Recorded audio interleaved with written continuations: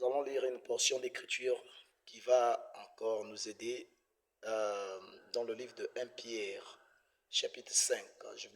À partir du premier verset, on dit quelque chose qui nous intéresse, qui va nous intéresser tous. Excusez-moi. La Bible nous dit souvent, voici les exhortations que j'adresse aux anciens qui sont parmi vous. Moi, ancien comme eux, ça c'est Paul qui dit, témoin des souffrances de Christ et participant de la gloire qui doit être manifestée. Ça se dit dans le livre de 1 Pierre chapitre 5 verset 1er. Dans le verset 2, il dit, paissez le troupeau de Dieu qui est sous votre garde, non par contrainte, mais volontairement selon Dieu, non pour un gain sordide, mais avec dévouement. Dans le verset 3, il dit, non comme dominant sur eux qui vous sont échus en partage, mais en étant les modèles du troupeau. C'est ce qu'il dit. Si vous lisez dans le verset 4, il dit, et lorsque le souverain pasteur apparaîtra dans d'autres versions, il dit, berger, vous obtiendrez la couronne incorruptible de la gloire. Dans le verset 5, et de même, vous qui êtes jeunes, soyez soumis aux anciens, et tous dans vos rapports mutuels, revêtez-vous d'humilité, car Dieu résiste aux orgueilleux, mais il fait grâce aux humbles. C'est ce que, si vous lisez dans le livre de Pierre, c'est ce qui est écrit. Qu'est-ce que je voulais simplement montrer en lisant cette écriture? Vous remarquez une chose qui est en train de bouleverser le monde ecclésiastique, le monde des églises, c'est le conflit de génération.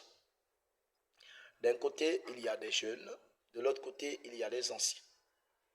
Mais c'est un peu beaucoup énigmatique parce que autrefois, j'étais jeune, on m'appelait. Quand j'écoute des gens, les ministres qui sont dans mon église, ils disent vieux. Ils m'appellent par vieux. C'est quand même étonnant. Hein? Vous voyez, en d'autres termes, moi qui étais autrefois jeune, on m'appelle vieux. Donc, pour ceux qui sont aussi jeunes aujourd'hui, les mêmes seront vieux. Pour ceux qui sont vieux, ils étaient d'abord jeunes. Donc là, ça nous intéresse tous. Donc, on doit suivre avec beaucoup d'intérêt ce que j'aimerais dire.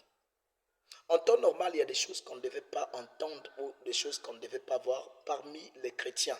Je sais que non, il y a beaucoup de mes amis qui sont jeunes, il y a beaucoup de mes amis qui sont grands, qui sont anciens, il y a beaucoup de gens, donc à tel point que je bénéficie de tous, que ce soit des jeunes comme des vieux, beaucoup d'enseignements, beaucoup de conseils, beaucoup de choses comme ça. J'apprends beaucoup à chaque instant. Mais je ne crois pas que non, ça sera bien de former une certaine catégorisation des personnes, c'est-à-dire ceux qui sont considérés comme vieux, ceux qui sont considérés comme jeunes. Sinon, nous serons confrontés à une situation très, très importante. Parce que celui que tu appelles jeune ou celui que tu appelles vieux, comment faire la différence? Est-ce qu'à partir de l'âge? Est-ce qu'à partir de 50 ans, 60 ans, 70 ans? Parce que j'ai vu déjà beaucoup de gens qui sont beaucoup plus âgés que moi, mais ils sont jeunes dans le service du Seigneur. Et il y a des gens aussi qui sont moins âgés que moi, mais qui sont plus vieux dans le service. Donc, s'il s'agit de faire cela, ça sera beaucoup humain. Nous ne devons pas faire cela. Vous savez que non, ceux qui sont vieux aujourd'hui, ils ont été jeunes. Vous n'avez pas le droit de manquer d'égard, de mépriser. Parce qu'aujourd'hui, on a une grande église, de mépriser celui qui est jeune. Vous n'avez pas le droit, ce n'est pas chrétien, de le faire. Vous n'avez pas le droit de vilipender quelqu'un, de faire de telle sorte que, parce qu'il est jeune, qu'il ne soit pas accordé, sinon il ne peut pas être à notre niveau, tout cela. Ça devient comme un groupement de sorciers. On ne peut pas faire ce genre de choses parce que vous avez été jeune. On ne devait pas le faire. Ça ne veut pas dire que non, avant que quelqu'un soit avec vous, ça doit être quelqu'un qui doit vous lécher les bottes, qui doit s'agenouiller devant vous. Il n'y a pas de grands pasteurs, il n'y a pas de vieux pasteurs. On ne doit pas faire ce genre de choses-là. Vous pouvez faire par exemple 50 ans dans le ministère, mais celui qui n'a à peine une année, 2 ans dans le ministère, parfois, Dieu a travaillé plus avec celui-là que vous. Donc l'homme n'a pas le droit de faire ce genre de choses. Donc, mais de l'autre côté, vous voyez que non, on est jeune. Tu te dis jeune, mais demain tu vas être vieux. Mais quel sera ton sort? Qu'est-ce que les jeunes diront devant toi? Chaque chose que vous allez trouver, les générations qui passent, Une génération passe, une génération plus forte se lève. Mais il n'y a aucune génération qui doit mépriser les uns les autres. Prenons par exemple le cas de Luther. Luther arrive au temps de la justification. Mais quand Luther va passer, le temps de John Wesley il va arriver, ils vont arriver dans la sanctification. Mais ceux qui sont dans John Wesley ne vont pas dire que non, ceux de Luther n'ont rien fait. Non, ils ont fait quelque chose. S'ils ne peuvent pas avoir la sanctification sans la justification. Donc ce qu'ils ont fait, ce qu'ils ont sémé, ce qu'ils ont planté, c'est ça qui a permis qu'ils arrivent à la sanctification. Ceux qui ont été au temps de John Wesley, ne vont pas dire, ou encore après eux, vient par exemple le temps de Seymour, dire que non, ceux de John Wesley n'ont rien fait. Non, chacun, il y a une sorte de complémentarité. Donc, on se complète. Celui qui était avant toi, il avait une portion de révélation, une portion de parole. Avec cette portion de parole, cette petite portion de parole, il a dû combattre et atteindre un niveau donné. Et toi, tu viens après avec plus que ce qu'eux ils avaient, tu avances encore. Et celui qui viendra après toi, il viendra. Regardez par exemple un homme de Dieu que j'apprécie beaucoup, un vrai serviteur de Dieu, William Marion Branham, il dit que non, s'il y a une génération qui vient après nous, ils vont nous dépasser. Mais cela ne veut pas dire que non, tu seras plus prophète, tu seras plus cela. Non.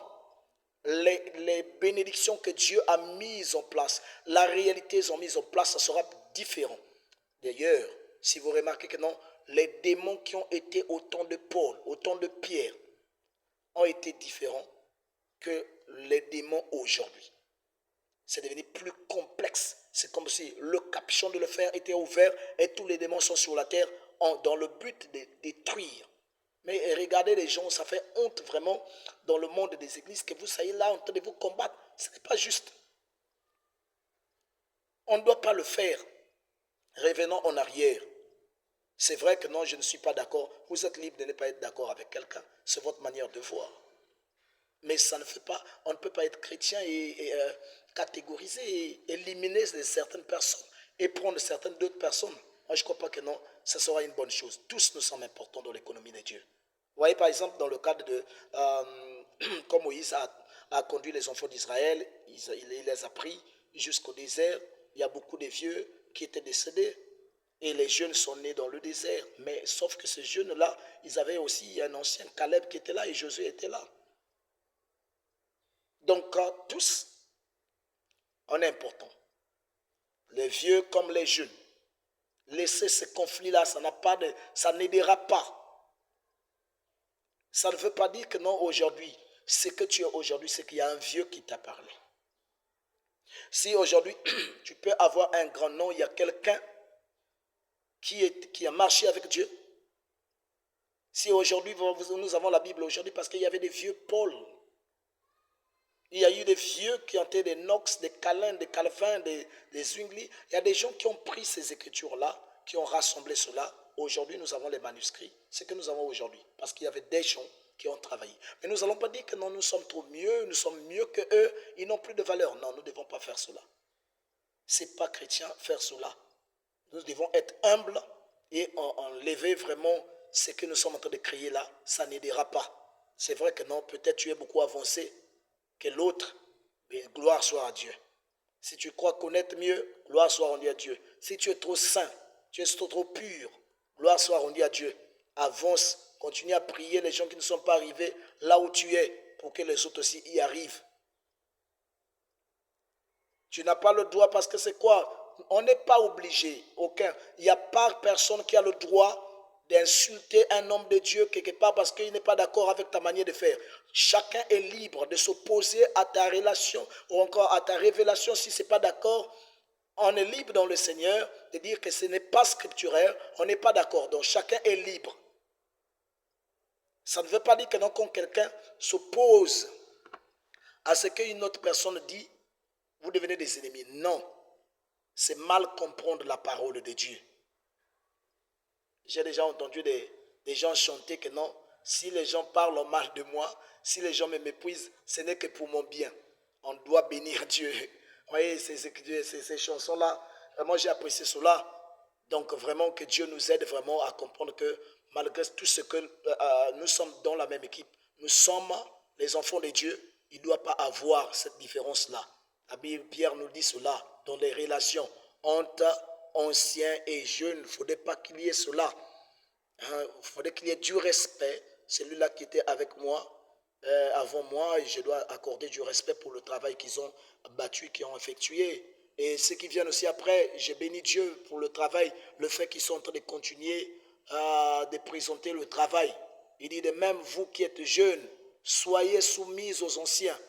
Et tous, voyez, dans vos rapports mutuels, revêtez-vous d'humilité. Ça manque trop d'humilité aujourd'hui. Et pourtant, nous avons un grand nom, nous avons beaucoup de tout cela. Ça nous manque trop d'humilité. Car Dieu résiste aux orgueilleux, mais il fait grâce aux humbles. C'est ce que la Bible dit. Il dit, humiliez-vous donc sous la puissante main de Dieu, afin qu'il vous élève au temps convenable.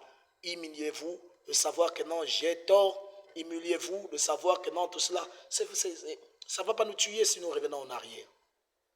Vraiment que Dieu soit miséricordieux, qu'il nous aide, car nous sommes vraiment dans un état de déchéance, vraiment c'est pitoyable. Donc il n'y a pas de grands pasteurs, il n'y a pas de petits pasteurs. Chacun est ce qu'il est par la grâce de Dieu. Et si vous êtes vraiment un bon père, enseignez vos brebis à respecter, même s'il n'est pas de votre église, même s'il n'est pas votre pasteur, respectez quand même le travail qu'ils sont en train de faire. Même s'il n'est pas de votre croyance. Celui qui sert Dieu, on a le droit de respecter le travail qu'il est en train de battre. Je crois que Dieu nous bénira. Que Dieu nous aide encore une fois de plus. Shalom.